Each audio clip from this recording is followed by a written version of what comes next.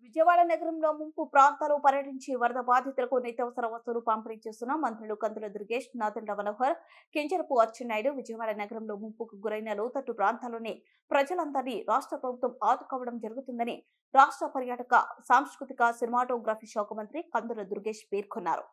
శుక్రవారం విజయవాడలో ముంపుకి గురైన లోతట్టు ప్రాంతాలను రాష్ట్ర మంత్రులు Kandula Durgesh, Nadendla Manohar, Kinjarapu Atchannaidu, civil supplies managing director Veera Pandian Vijayawada నగరంలోని లోతట్టు ప్రాంతాలను పరిశీలించి ముంపు బాధితులకు నిత్యావసర వస్తువులను పంపిణీ చేశారు. ఈ సందర్భంగా మంత్రి కందుల దుర్గేష్ మాట్లాడుతూ, గతంలో ఎన్నడూ లేని విధంగా విజయవాడలో లోతు ప్రాంతాల్లో నీట మునిగి అనేక కుటుంబాలు వరద ముప్పుకు గురయ్యారని, వారందరినీ ప్రభుత్వం ఆదుకుంటుందని మంత్రి దుర్గేష్ అన్నారు. రాష్ట్ర ప్రభుత్వం వరద ముంపు బాధితులను ప్రతి ఒక్కరిని ఆదుకుంటుందని, ఆ దిశగా ప్రభుత్వ సహాయ చర్యలు చేపట్టడం జరిగిందని పేర్కొన్నారు.